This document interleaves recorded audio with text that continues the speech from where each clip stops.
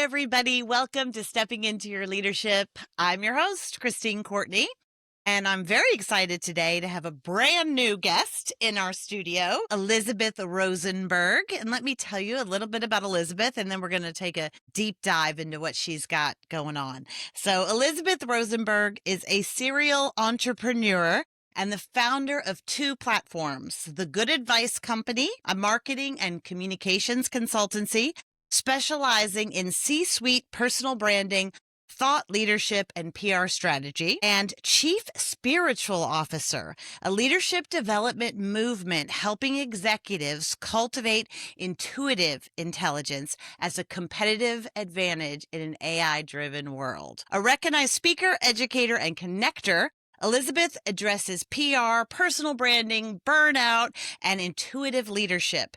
And she also leads a global executive women's collective. As if that isn't all enough, she is lucky enough to be based in Los Angeles. So today we are coast to coast from New York all the way to LA. So welcome, Elizabeth. Thank you for having me. It sounds like it's so much when it's all together, you know?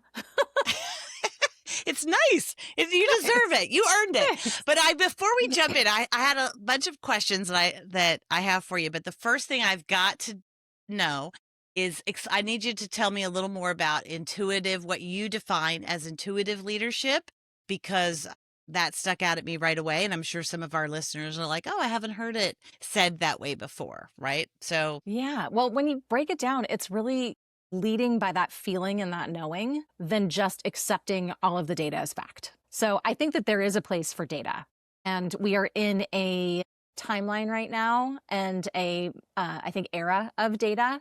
But I also think that because we become so dependent on it, we are actually losing some of our natural intuition. And that is the thing that we as a species, it was the gift that we were given to make sure that we weren't eaten by predators or that we were protected by the weather.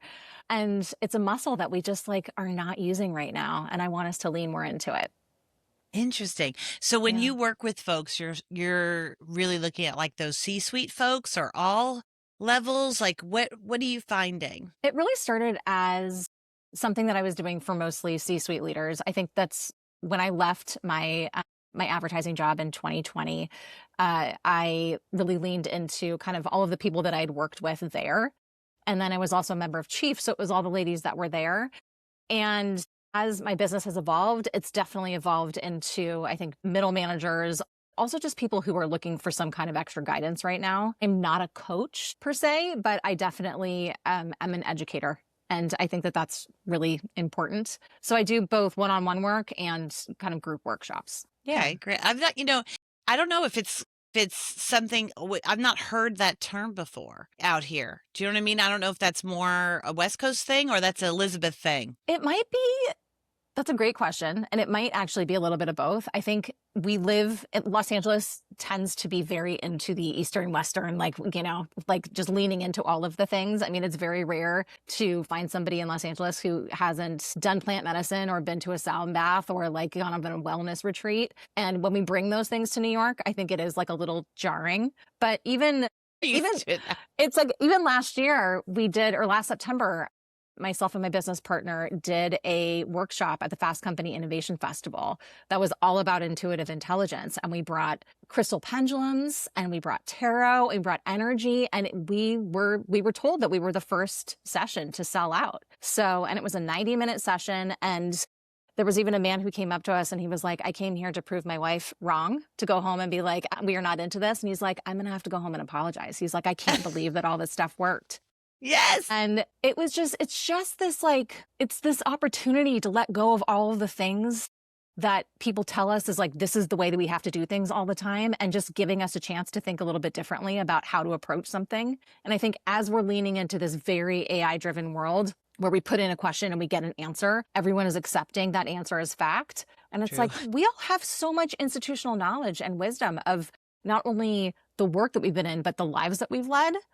And we need to figure out a way to combine those two things together, where we actually have a creative collaborator when we're using intuition and AI, than just this is the end all be all answer for everything. I refuse to accept that. Yeah. I love Yeah. it. And I love that idea of focusing on what is your intuition telling you and cultivating that in all levels. I mean, even I was in a session the other day with a bunch of new managers at a financial institution here in New York, and it was fascinating because we just did a moment where I asked them to close their eyes and breathe in a few times and just like a mini meditation, and the amount of like space in the room, like, just the breath when everybody just relaxed a little, Yeah. it was palpable, the difference. And I thought to myself, oh, it's so interesting. I haven't really done that with them before. Like we're so tight on time. We don't have that much time. We got to get right to what we're trying to teach. And it was just such a nice moment where you could see their shoulders go down a little. Yeah. Everybody just kind of, how do I get in touch with me a little bit? Well, and I think it gives us an opportunity to get off our phones and Mm, to kind of stop listening to the voice that's around us and start listening to your internal voice and trusting it a little bit more. I mean, we use it to know, like, don't walk down that alley at night, right? right. So why are we not using it when it's like, "Ooh, this client feels like this is not the best opportunity, or this decision feels like it might be a better one when it's coming to like hiring practices?" I mean, we used to do that all the time and we're not anymore. And I just want us to kind of figure out a way to get back there. And the best thing about kind of any intuitive practice is you're not on your phone. You actually have to like let go of Yeah. all of that and reconnect with who you are. Yeah. Yeah. I love that. I love that. All right, so let's jump in. I have some other questions when I was learning more about you, and I was wondering, I love stories, and I especially love stories when we learn from them because can you share a moment early maybe in your entrepreneurial journey when you gave advice, or maybe you followed your own instinct and maybe it backfired, or you didn't follow your instinct, whatever it was? What did that teach you about the difference between kind of, you're in the good advice company, right? So there must be times when that When advice I'm giving hasn't bad been so advice. good. I mean, I'm I not think asking you to, it's not I very know. good for your business to say, here's my bad advice.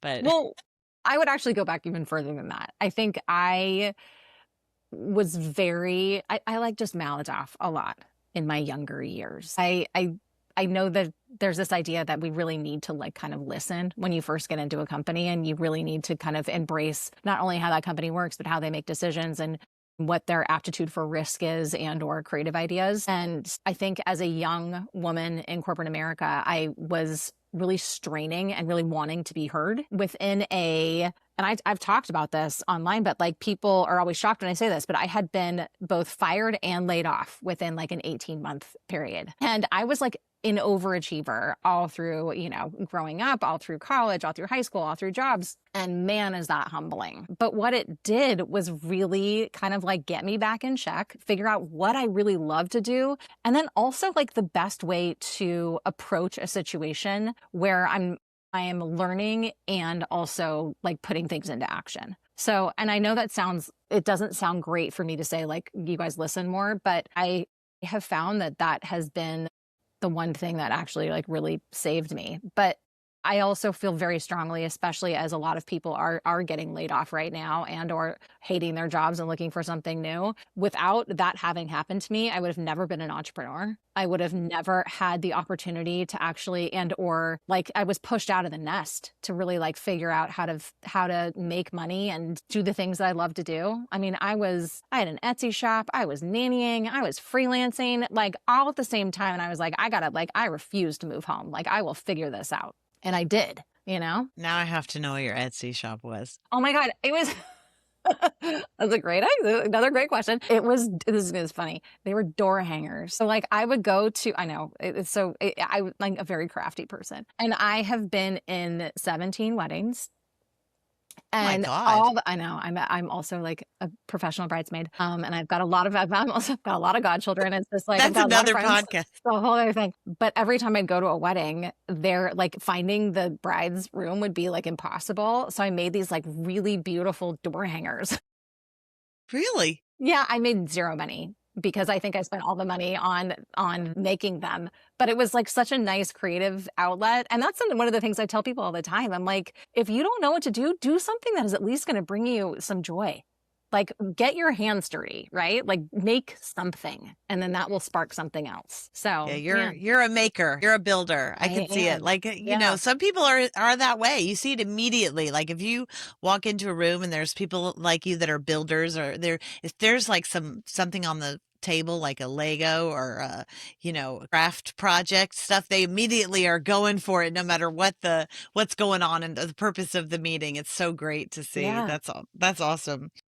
All right, so now what's with that, I think it's interesting when you talked about intuition, right? Because there is that pull, or that I find, especially as people are learning to lead. And I would say that that's almost forever, right? But Yeah. there is that pull between trust your intuition and trust the data.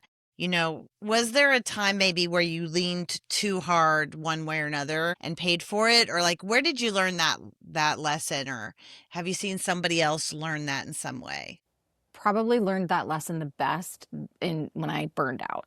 So, like, my intuition was telling me, like, you need to take a break, you need to slow down. And it wasn't, I think that people naturally think that when you're burning out, you hate your job and that you're at this place where you're just like, you just kind of want to, you know, say F it all. And that's just not where I was. I actually loved my job. I was just working way too hard. And my body kept telling me, it was giving me all of those hints that like something is going to happen. And I ended up having an episode where I had a migraine where I lost all my motor skills, drove myself to the hospital. I ended up collapsing in the hospital. I actually wrote a story about it in Business Insider a few years ago that went viral. And it was so crazy because I just kept thinking like, it was such a scary story to tell because I didn't want anybody to think that I was weak, yet it was one of the most relatable things. And again, like ironically, what happened is that led me to really helping other people with their personal brand. So to me, like every little thing has been kind of a stepping stone to whatever is next. But I look back and I wish I had listened to myself a little bit better because it was a very scary experience. I mean, like I thought I had a stroke and I mean, it's a funny story if you go back and read it. I mean, like I couldn't talk and I like called my mom from like what like a regular person does when they're 35 and they're burning out and they're like freaking out. They call their mom on their way to the hospital. But yeah, it was scary. And I think a lot of people are dealing with that right now of just like we're just going and we are not listening to those little signs that people are like that our bodies are telling us. So when you say you wish that you would have listened to it more, what does that Yeah. look like? Because I think there's people out there that might be seeing some of those early warning signs that Yeah. can maybe do something now that won't make you get to the point where you're driving to the hospital calling your mom? I mean, to be honest, like I think everyone is going to burn out at some point because everyone's burnout looks different. You think And everybody's going to burn out? I do. I feel very strongly that everyone will have some kind of like burnout episode because it's not like somebody's like, this is what burnout looks like. Everyone's burnout looks different. And it's just like everyone's recovery looks different. Some people can take a weekend off and they have recovered. Some people need 6 months to actually like physically recover from whatever it is they're experiencing. And then I think a lot of burnout is also like very hidden in actual physical issues that your doctor then says like, well, this is your problem, but it was actually burnout that it had driven you there. So yeah. So I don't, if you're experiencing it now, to be honest, I think the best thing you could do is make sure that you have like an accountability partner and somebody that can like kind of call you out on it and say like, I see this coming, like you need to keep an eye on this, but also try to combat it in any way that you can. The best way to combat burnout is to get off your phone. And it's just get off your phone, go out to dinner with your friends, connect with community, go outside, exercise. Like it's the stuff that like everyone tells us. And then you're like, duh, I wish I would have done that. And I know that there's people listening right now that are like, well, I don't have time for that, or I don't have the budget for that. And I totally get that too. So like my burnout recovery was definitely came from a place of, I would say, like I had the funds and I had the time to actually be able to recover. It came from a place of privilege, which I know not everybody has. But everybody can put their phone down and go for a Yeah. walk. And go for a walk. No, I mean, and I think that's just like a good place to start. I mean, like, I think social media is one of the best things to get off of when you really start to feel yourself burning out because it is the thing that like drives that dopamine and sucks you in fast. Yeah, it's interesting too because I think here, in New York, I always say, you can really tell, like, boy, once it's a beautiful day, like it's sunny today, Yes. if you're watching it, it's sunny, immediately like whole attitudes change, right? Even if it's a little bit nippy here, it's a little cold, but it's still sunny. But when Yes. it's those gray, dark days, oh my God, everybody just feels so exhausted and tired. It's really interesting what a difference that can make. A gazillion percent. Yes. And I also think like finding whatever it is that just kind of like helps you escape a little bit. Like I started reading a lot more during the pandemic and now I read every night before I go to bed. And I have just found that like when my phone's not in my room and I just have something to escape to, it has completely changed my kind of my mental attitude and my So you're emotional attitude. like reading, not even like listening, reading. You're reading like books. I'm reading books. Yeah. Good for Yeah. you. Yeah, like, Yeah, there's so it's many good books back. out. Oh my god, it's amazing. I was an English major, which I think helps, but I also think, It's like, for great. people who are commuting, listening to books is the same thing. Allow yourself that chance to just kinda, like, escape in somebody else's world. It's just Yeah, kinda not fun to just the see their news, right? yeah, well, Yeah, exactly, I yeah, love it.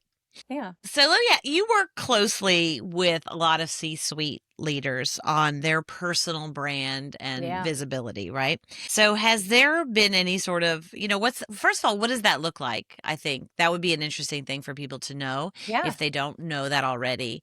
And then maybe just, what you've learned in that process, whether from some great leaders, because the thing is, when you're around C-suite leaders, you learn, right? You learn one way or another. Maybe something that you learned really that was a great learning thing, and then maybe something that was challenging. But what is that like? First of all, what yeah. does that look like, that service? Well, my kind of proprietary program is a little bit different than most people. A lot of personal branding kind of consultants are either coaches or PR people. I'm also an intuitive medium. So I do something called I read the Akashic Records, which is like a library of your past, present, future. I think it's why I feel so passionate about like harnessing our intuition. So I do a reading for you, then I do your behavioral analytics. So within the first two sessions, I know everything about you pretty much. Like I know a lot about you.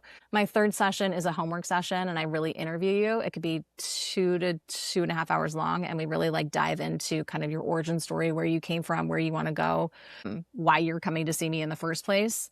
And then we put together what your authentic brand is. I think we're living in this world right now where everybody is creating a brand that they think everyone wants them to be. Influencers have really like cornered the market on this one.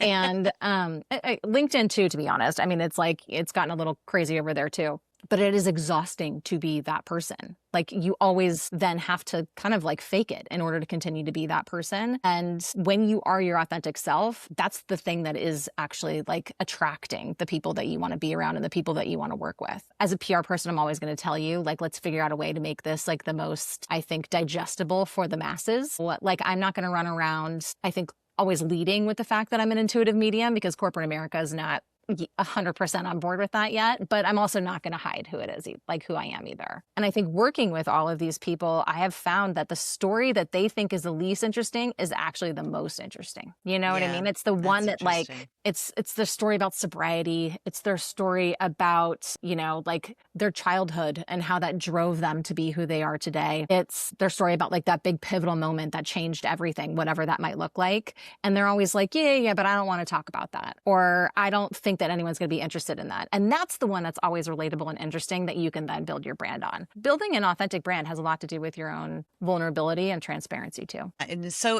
must be interesting for those folks to have a partner in you to be able to, because I think sometimes people feel inhibited about like, oh, no one wants to hear this, or they don't want to hear my story, or this is not what it's about. It's about whatever my product is or my service or whatever.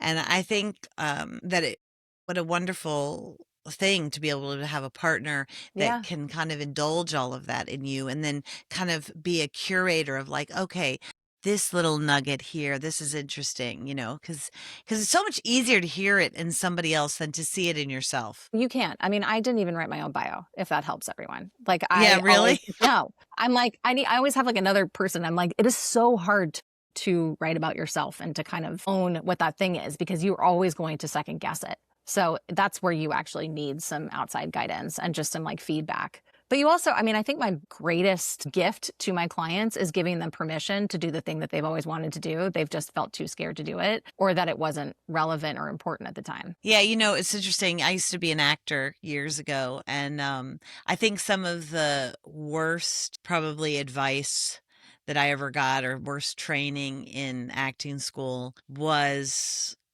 this idea that you had to be kind of a generalist of acting, right? Like you Yeah. wanted to be able to do any part. So if you were an ingenue, which we all were, but then, you had to be able to do Shakespeare to Moliere, to some current modern comedies, to Sam Shepard, some series, whatever it was, you had to be like a blank palette, right? And so I think so much of my training was getting all the things out of me that made me interesting at all.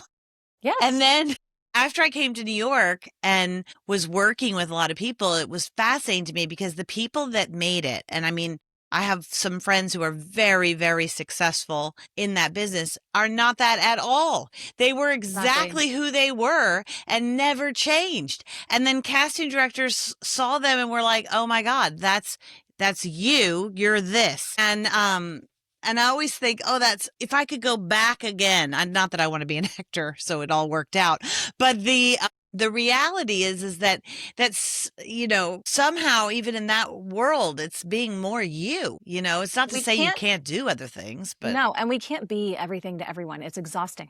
Again, that's like you go back to burnout. That's, you know what I mean?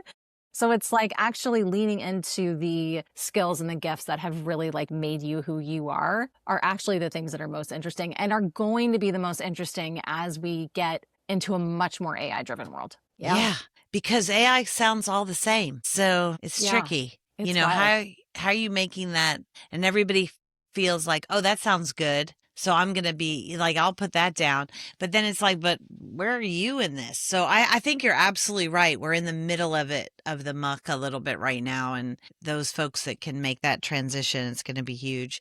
So Yeah. anything that you learned from some leaders, but you don't have to name them by name, but anybody specifically that you learned, good or bad, from some of those, one of the or two of those C-suite leaders that you had worked with? Yes, I think the people who are trying to build the brand that everybody wants them to be, and then are trying to be that influencer, are the ones that are the least successful because it exactly to your point, it just sounds like everyone else.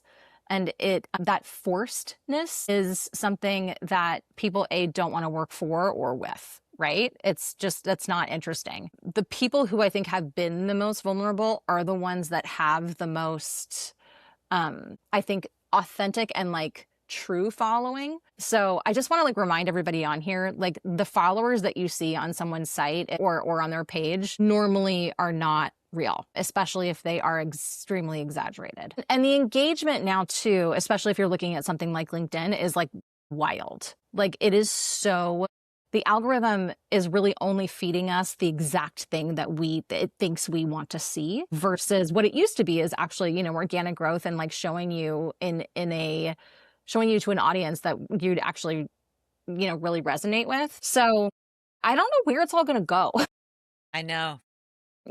but the thing that I always learn most from the best leaders is like people by people. So if you're a shitty person, it's going to catch up with you. If you're a good person, people are going to talk about that. And that also I think is going to drive your own growth. So deep I down, we love know who that. you are, you I know? love that. No, this and you know what's so fascinating? Like, don't wait till you're in the C-suite. Like to No. me, you start now. You start figuring this stuff out now, so that people know exactly where you're going to be. You know what I mean? Like, who are you now? And if you're a middle manager, I just want to like, I want to recognize how hard it is to manage people, especially manage people now in a time where people are taking care of parents, they're taking care of kids, they're all super stressed out. The world feels like it's blowing up around us. Like not having grace for just the basics, but really acknowledging sometimes where you know how to manage people and then you don't know how to manage people. Like a lot of people are not taught how to manage people. So they're going to mess that up a lot. So we're all doing this together the best we can. But I was not a great people manager for a really long time until somebody taught me how to manage people. And I'm a great people person. There's a huge difference between being a great people person and being a good manager. So I just think that there's like some reality around that too, of acceptance, you know? That's a great point, because oftentimes people assume if you're a great people person, you're going to be a great manager. Yeah. And then they don't give you a lot of times the tools or the classes to help you. That's what I find in the folks that are in our programs. Yeah. So let me ask you, because let's get to some, people love the actionable tips, and you've given us a couple of good ones already. One, I know I'm going to, put the phone down, try to like have some time away from that. Yep. But, let's look at some of those folks out there, maybe a leader who's not really thought about their personal brand before. What's the single first thing that they should do this week to start maybe building visibility or credibility in whatever space they're in? Especially for somebody who is either working and or looking for a job, think about your LinkedIn page as if it is your own microsite. Update it. There's lots of ways that you can optimize it, but make sure that you have a header image. You have a picture that like looks good. Like there are a ton of things that you can do that will make your page interesting, because that is the kind of like foundation of your personal brand. Now, if you are someone who does not like to post, and you are someone who doesn't want to be an influencer, and you don't want to do any of those things, which to be fair, like I don't ever want to like create content for like TikTok or Instagram or anything like that. Like I think everyone hears me enough on podcasts, on LinkedIn, which are the platforms that I love the most, right? They're like, it's writing and then it's just having like really authentic conversations. But if that's not you and you don't want to be a content creator, engage. It's the easiest thing that you can do on LinkedIn. If you're looking for some kind of visibility, go ahead and start commenting and engaging on other people's posts of things that are actually interesting and relevant to you. The best advice that I can give anyone is, just because you are a thought leader does not mean we need your thoughts on everything. Like you do not need to go in and start commenting on AI and then like, environmental protections and then politics and then, the latest, soda commercial. Like we don't need your thoughts on everything. It's not helpful. That's also like really dilutes your brand. Nobody knows who we're talking about. And then the last thing is just remember that your brand is you. It's how you show up in the world, and going to events and or just going to like a dinner with your friends or showing up at a happy hour, networking. As you are building your brand, think about how you want people to leave that event and leave having met you, and that impression that you want to leave with them. So to everybody, I'm like, what is it when somebody says, oh my gosh, who are you and what do you do? Which is the first question that all Americans ask always. Have a 2-sentence elevator pitch. It's like, it's that easy to just start thinking about how you want people to start talking about you when you're not in the room. I love that. How they talk about you when you're not in the room. That's Yeah. great. I want to make sure that we touch on some of those topics around burnout a little bit, because you speak pretty regularly about that.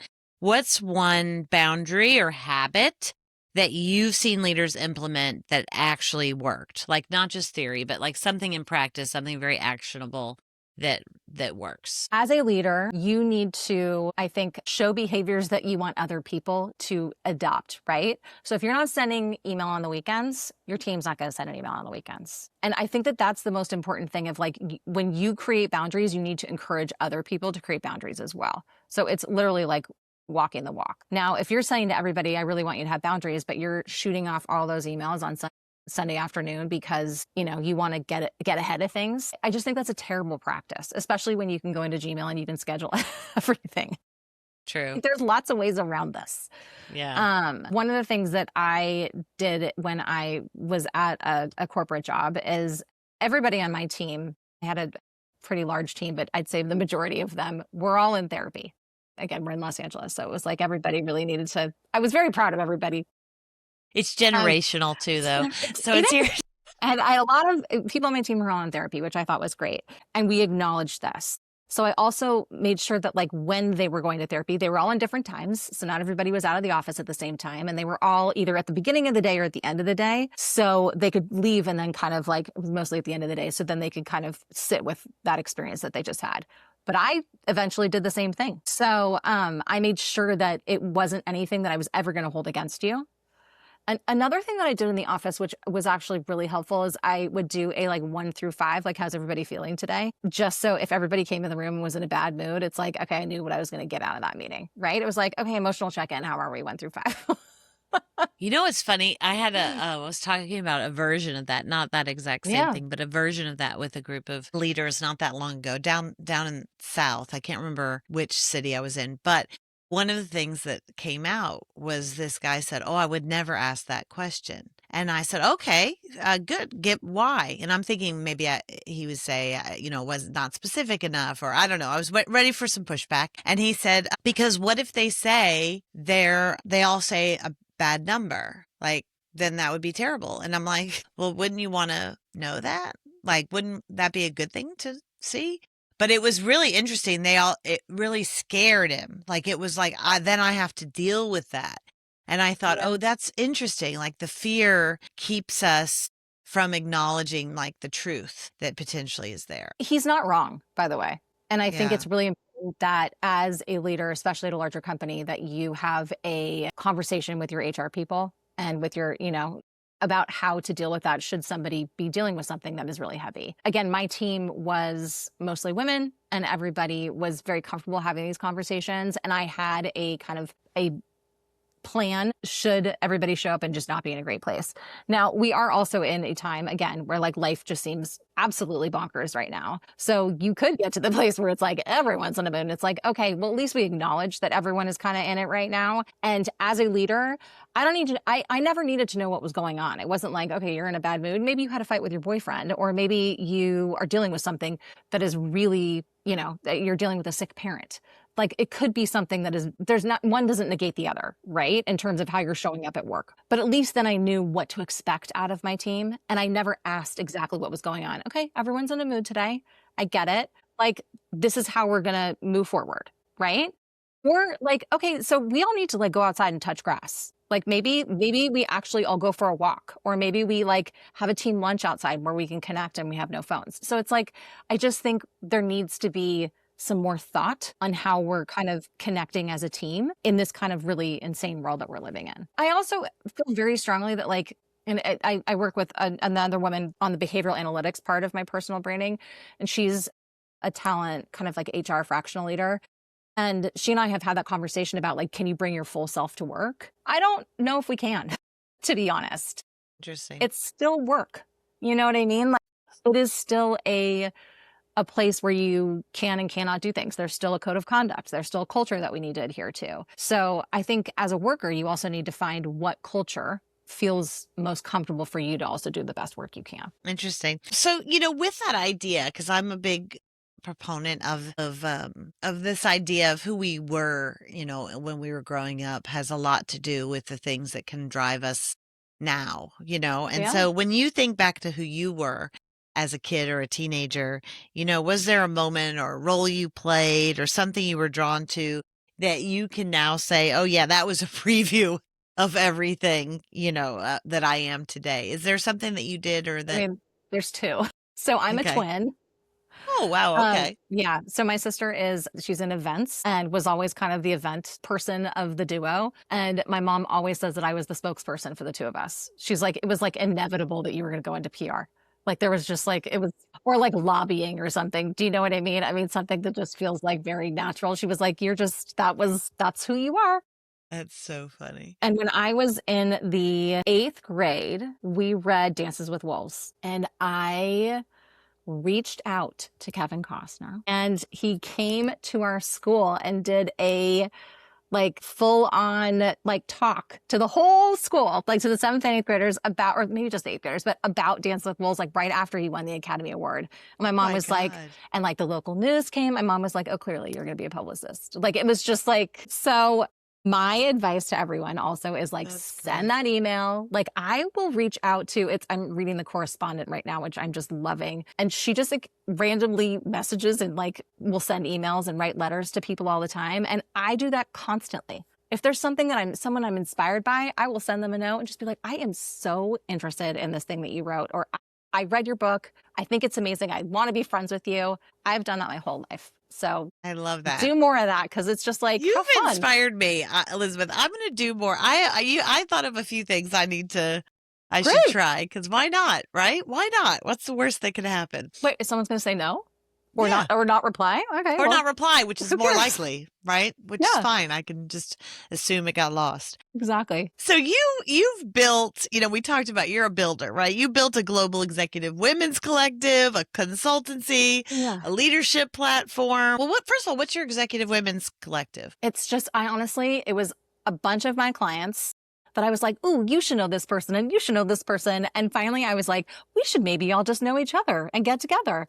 So it's just this like kind of private group of women that are just so inspiring and interesting. And we meet and we make money and we talk about things that people aren't talking about. And it's like, to me, it's like the version of like men meeting on a golf course. Mm-hmm. And they're in all different industries. And every day I'm inspired by these women to just be just empowered to do like all the things that we're meant to do. It's awesome. I love it. So I also really recommend, if like you don't find a group that's right for you, make your own. I know it sounds crazy, but it's just kind of like, okay, I'm just gonna I could not find a group that to me felt like what it was that I wanted. So I just made it myself. Now that is a blessing and a curse because I am a manifesting generator and I have too many ideas. And then I get myself down this like rabbit hole of like, oh my God, what am I gonna do with that now? Yeah. Yeah. Yeah, I can relate. All right, so you've built a executive women's collective, a Yeah. consultancy, and a leadership platform. So that's a lot of building. Do Yeah. you think that impulse to create and connect started back when? I mean, like when you look at your younger self, besides the PR self, did you do Yeah. sports? Did you do theater? Did you do, Yes and yes. arts and crafts? Did you Yes. do music? What did you Yes. do? Everything? You were just yes. I did. Well, I was like a girl's, a brownie and a Girl Scout when I was little. And then I also did like summer theater. Okay. I played soccer for 15 years. I was on a traveling choir in high school. I did Yes. ceramics. Like I always needed some kind of like outlet. I was in a sorority in college. I was in the choir in that sorority in college. I like did, I mean, that's the problem is like I always did too much, but I am one of those people who doesn't want to just be with one group. Like I wanted to be with the athletes, but I wanted to be with the people that were singing, but I wanted to be with the funky artists. Like it's the reason I've been in so many weddings and I have so many godchildren is like I'm like that like alchemist of who's always looking for like who are the really interesting people who are going to do something fascinating that I want to be part of or that I want to work with them and see what we can build together. It's a total blessing and a curse because even with the things that I'm building, like chief spiritual officer, I would love for it to be a brand and I would love for it to do all these things, but I also really still love the job that I'm doing. And I am running this women's group and I still want to be the best godmother that I can be and, like be super involved and constantly be the friend that I want to and the daughter that I want to be and the sister that I want to be too. So it doesn't always serve me. So what are you working on there? I know. I also have like another little side project that I'm working on right now that I am so excited about. I can't talk about it yet, but I will be back when I do because it's just, I feel like it's like everything that I've ever worked on is all coming together in one thing creatively, but I can't stop. That's the thing is like, I always have another idea and I'm like, oh God, what are we doing? What's next? Like, what are we doing here? This could be interesting. Yeah, but I also just, I think the greatest gift that I have is being able to connect other people. Like I probably send 15 emails out a week of being like, oh my God, you need to meet this person. You guys are going to make money. I don't do this, but this person is the best person for you to do this. And I just connector. And I Malcolm just wish Gladwell talked about that. Remember in that book? Yes. I know somebody like that works with me. She's amazing that way. Yeah. And if you know all these people and you know that they do great stuff and that they can do great stuff with other people, don't hoard that. You know what I mean? Like don't gatekeep that, like share that. But I also tell everybody too, get a referral agreement in place and make money off that too. My network is my IP. But I will only make a connection if I feel like it's the right fit. Yeah. Elizabeth, thank you so much for coming on today. It was wonderful to get to know you a little bit better and to hear about the wonderful things you're doing. And definitely we'll have you back when you can tell us your secret because, now you have everybody interested. What's next? Yeah. But anyway, it's great to spend a little time with you. And if If people want to get in touch with you, you can look her up. She has a website you want to tell them the best place to find you? thegoodadvicecompany.com is the best place. And then that'll take you both to my LinkedIn, where I love to post and write and do all the things, as well as my Substack. Awesome. Yeah. Thank you so much, Elizabeth. Thank you guys for listening, and we'll see you next week. Bye-bye. Thanks for spending time here on Stepping Into Your Leadership. I'd like to give a special shout out to our podcast producer, Richard Francisco. Check out our notes for any details. And if you want to get anything more out of this, go to our YouTube channel and please subscribe to Leadership Lab TV. If you heard something today, of course, that resonated with you, do something with it. It's all about the choices that you make. It's what you say in conversations, how you show up in a moment. Share this episode with someone who's maybe starting a new job or stepping into a new level of leadership, and try one idea, because it just might create some pretty powerful leadership ripple effects. Until next time, keep stepping in, because the room changes when you do.